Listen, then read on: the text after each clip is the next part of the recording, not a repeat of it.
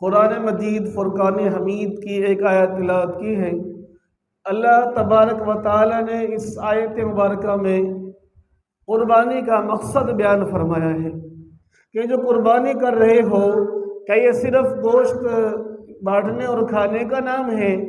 نہیں، اللہ تعالیٰ فرماتے ہیں لَن يَنَالَ اللَّهَ لُحُومُهَا وَلَا دِمَاؤُهَا وَلَكِنْ يَنَالُهُ التَّقْوَى مِنْكُمْ كَذَلِكَ سَخَّرَهَا لَكُمْ لِتُكَبِّرُوا اللَّهَ عَلَى مَا هَدَاكُمْ وَبَشِّرِ الْمُحْسِنِينَ۔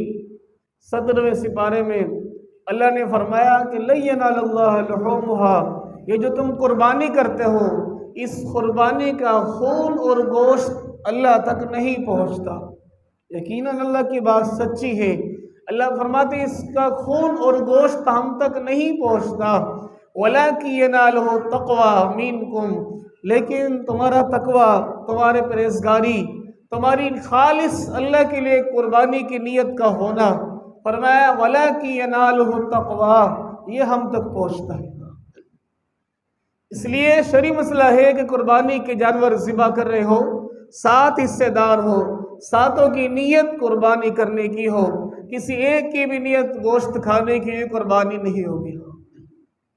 کیسی اللہ کی ذات ہے، کیسی کریم ذات ہے، کیسی رحیم ذات ہے، گوشت بھی کھلا رہی ہے لیکن نیت یہ کہہ رہی ہے، نیت کے بارے میں یہ بتلا رہی ہے کہ نیت کرنی ہے میرے رضا کے لیے، کہ میں جو قربانی کر رہا ہوں اللہ کے لیے قربان کر رہا ہوں، میں جو ذبح کر رہا ہوں اللہ کے لیے ذبح کر رہا ہوں۔ نیت تمہارا ارادہ یہ ہو، نیت یہ ہو، گوشت تمہیں اللہ فری میں کھلا دے گا۔ کیسا رحیم اور کریم ذات ہے۔ اگر اسماعیل علیہ السلام کے گلے پر چھری پھر جاتی تو کون اپنے بیٹے کو تیار ہوتا؟ اللہ نے ایک ترتیب بنانی تھی، جہان بنانا تھا، ایک سسٹم بنانا تھا، اور خلیل سے امتحان کا مطالبہ کیا، لیا نہیں۔ اے میرے خلیل ابراہیم اپنے بیٹے کو ذبح کرو، فرمایا اپنے بیٹے کو ذبح کرو، آرڈر اللہ تعالیٰ کا ہے، حکم اللہ تعالیٰ کا ہے، لیکن امتحان مانگا، لیا نہیں۔ دیکھا کہ میرا بیٹا، میرا خلیل، میرا دوست، میرا خلیل کا پہلا امتحان آیا تھا آگ میں ڈالنے کا، اس میں کامیاب ہو گیا۔ میرا خلیل کا دوسرا امتحان آیا کہ بھی بچوں کو مکہ کی ویران وادی میں، آپ جو وہ سارا مکہ آباد ہے، ایک وقت تھا کہ وہاں پر دائیں بائیں کچھ بھی آبادی نہیں تھی، فرمایا میرے خلیل اپنے بیٹے اسماعیل کو اور ان کی والدہ کو اس ویران مکہ کی وادی میں چھوڑ کر آؤ۔ خلیل اس امتحان میں پاس ہو گیا۔ ابراہیم علیہ السلام کا لقب کیا تھا؟ خلیل اللہ، اللہ کا دوست، اس میں بھی پاس ہو گیا۔ اب آخری امتحان آیا کہ میں دیکھ رہا ہوں، میں نے فرمایا خواب میں بتایا گیا، قرآن مجید کی آیت ہے، اور پوچھا ہے میرے بیٹے فانظر ماذا ترى، فانظر ماذا ترى، میں دیکھ رہا ہوں کہ آپ کو ذبح کر رہا ہوں، آپ کی کیا رائے ہے؟ کہا ابا جان کر دیجئے، جو آپ نے دیکھا ہے اس پر عمل کر دیجئے، انشاءاللہ من الصابرین، آپ مجھے صبر کرنے والوں میں سے پائیں گے۔ تو قربانی صرف یہ واقعہ یاد نہیں دلاتا، قربانی صرف یہ واقعہ یاد نہیں دلاتا، بلکہ اس قربانی کے مقاصد ہیں۔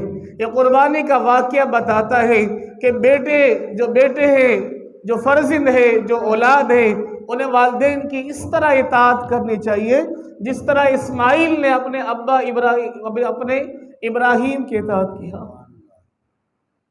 اندازہ لگا، یہ قربانی کا واقعہ میں درس دیتا ہے، اور اولاد کے لیے بھی سبق ہے، اولاد کے لیے سبق ہے، والدین کے لیے سبق ہے کہ جو اللہ کا حکم جس وقت آ جائے، وہ اب حکم سمجھ میں آئے یا نہیں آئے، اب یہ اللہ کا حکم تھا اذبحو، کہ میں ذبح کر رہا ہوں بیٹے کو، اب ایسا حکم کہ آج تک کائنات نے منظر نہیں دیکھا، لیکن اللہ کا حکم تھا، پورا کرنا ہے۔ اللہ کا حکم ہم پر بھی جیسے آ جائے، سمجھ میں آئے تب بھی عمل کرنا ہے، نہیں آئے تب بھی عمل کرنا ہے۔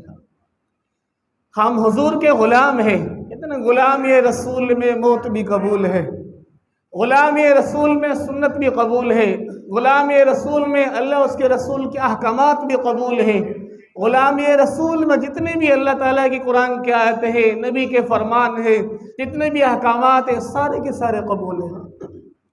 صرف زبان سے دعویٰ اسلام نے نہیں مانگا، بلکہ عمل کا مطالبہ کیا ہے۔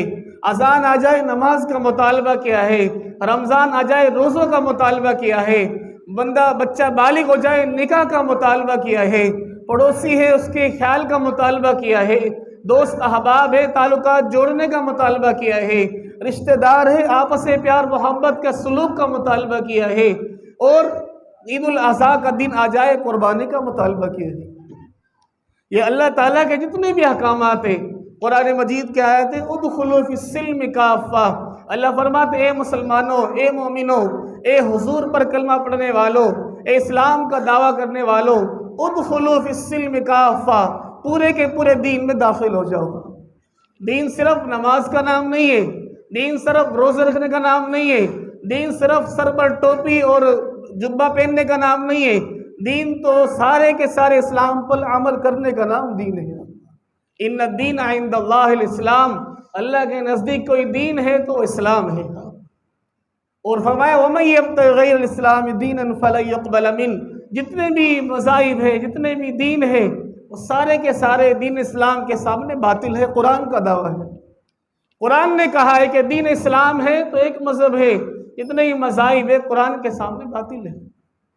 ہاں خیال کرنا ہے، احساس کرنا ہے، غیر مسلم ہے، یہاں تک کہ شرعی مسئلہ ہے، قربانی کا گوشت آپ غیر مسلم کو دے سکتے ہیں، آپ کا پڑوسی غیر مسلم ہے، اسے تکلیف نہیں دینی ہے، اس سے خیال کرنا ہے، احساس کرنا ہے، کوئی آپ کے ذریعے سے اسے تکلیف نہ پہنچے، آپ کے رویے سے اس کو تکلیف نہ پہنچے، آپ کے کردار سے اس کو تکلیف نہ پہنچے، آپ کے لین دین سے اسے تکلیف نہ پہنچے، یہ حقوق ہے۔ کیسا مذہب اسلام اللہ نے ہمیں عطا فرمایا،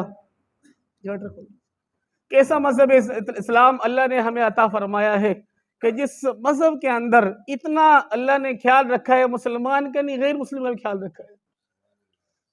کتنا پیارا مذہب دیا ہے، ان الدین عند اللہ الاسلام۔ آج ہمیں اپنے مذہب کا پتہ نہیں ہوتا، اسلام کا پتہ نہیں ہوتا۔ عزیز دوستو، یہ دنیا کے جتنے بھی رنگ رنگینیاں، یہاں کے جتنے بھی مفاد، یہاں کے جتنے بھی فائدے، یہاں کے جتنی بھی عیش و عشرت، جتنی بھی یہاں کی چیزیں یہاں رہ جانی ہے، ساتھ جانا ہے تو بندے کا ایمان ساتھ جائے گا۔ کل من علیہا فان، ہر چیز کو فنا ہے، یہ آسمان، یہ زمین، یہ چاند، یہ ستارے، یہ سیارے، یہ سمندر، یہ حیوانات، جمادات، نباتات، جتنی بھی چیزیں ہیں ساری کی ساری چیزیں فنا ہونے والی ہیں۔ ایک باقی ذات تو اللہ کی باقی ذات ہے۔ اس لیے ہم جو آئے ہیں اس وقت میں، یہ عید کا پیغام، عید کے معنی ہے لوٹنا، عید کے معنی ہے خوشی کا دن، تو خوشی کے دن اللہ کو راضی کرنا، خوشی کے دن گناہوں سے لوٹ کر توبہ کی طرف آنا، خوشی کے دن اللہ کو راضی کرنا، خوشی کے دن آپس میں تعلقات کو جوڑنا، خوشی کے دن ناراضگیاں ختم کرنا، اس خوشی کے دن آپس میں گلے ملنا۔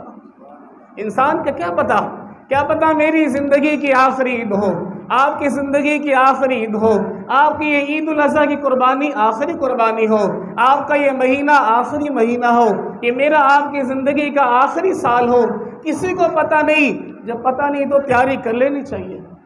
کل نفس ذائقۃ الموت وانما توفون اجورکم یوم القیامہ فمن زحزح عن النار وادخل الجنۃ فقد فاز وما الحیاۃ الدنیا الا متاع الغرور۔ قرآن مجید کی آیت بتلا رہی ہے، جھنجھوڑ رہی ہے، ہمیں بتا رہی ہے کہ ہر نفس کو موت کا ذائقہ چکھنا ہے، لیکن بہترین بندہ کون ہے، اچھا بندہ کون ہے، کامیاب بندہ کون ہے؟ قرآن مجید نے ایک آیت نہیں، دو آیت نہیں، بار بار آیتوں میں کھول کر بیان فرمایا ہے کہ کامیاب بندہ وہ ہے جو مرنے سے پہلے مرنے کی تیاری کر لے۔ جتنے ہی بیانات ہوتے ہیں، سالوں بیانات ہوتے ہیں، جتنی بھی چیزیں، ساری چیزوں کا مقصد کیا ہے؟ اللہ کو راضی کر لینا۔ قربانی کا مقصد کیا ہے بھائی؟ اللہ کو راضی کر لینا۔ ابراہیم نے قربانی کیوں کی؟ اللہ کو راضی کرنے کا مقصد۔ ہماری قربانی کیوں ہو؟ اللہ کو راضی کرنے کا مقصد۔ ہر چیز میں نیت اللہ کی رضا ہو، بندے کے لیے ہر چیز میں خوشحالی ہے، ہر چیز میں کامیابی ہے جب اللہ کی رضا نصیب ہو۔ تو عزیز دوستو، کچھ باتیں ہیں قربانی کے حوالے سے۔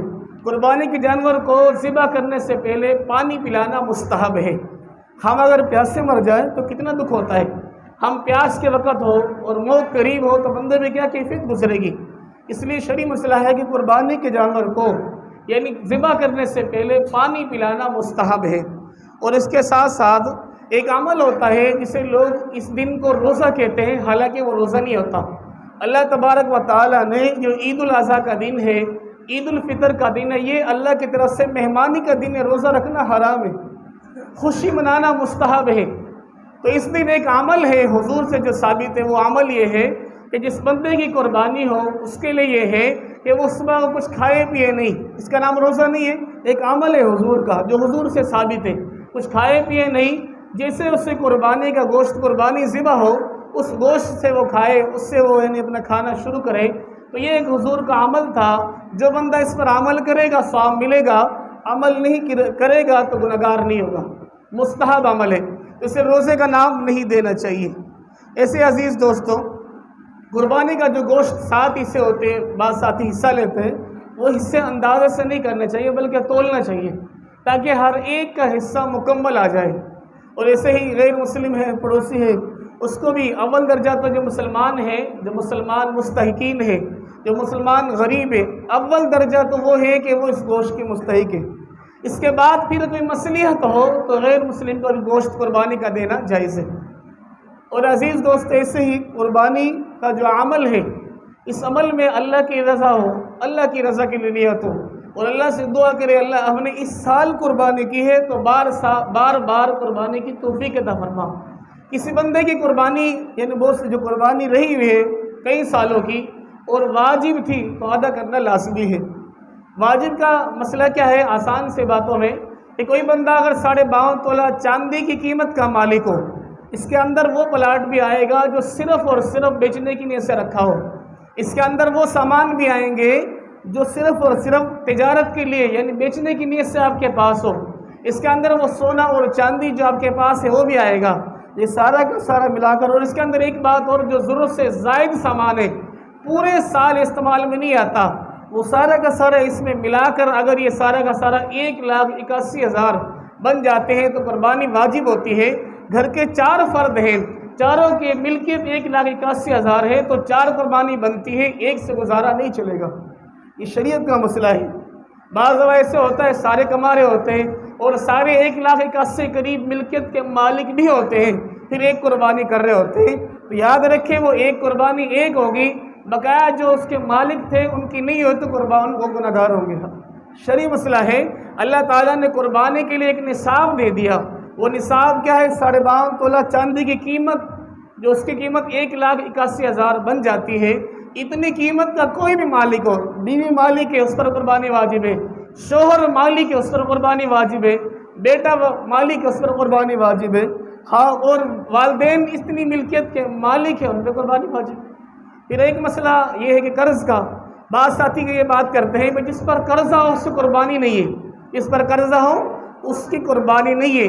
ہاں اس مسئلے میں تھوڑی سی تفصیل ہے جو ہم وضاحت نہیں کرتے، وہ یہ ہے کہ بھی قرضہ کتنا ہے، 1 لاکھ 2 لاکھ 10 لاکھ 20 لاکھ، اگر آپ کا قرضہ مائنس نکالنے کے بعد پھر بھی آپ کے پاس 1,81 کے مالک ہوتے ہو تو قربانی واجب ہے، اس سے کم کے مالک بنتے ہو تو قربانی واجب نہیں ہے۔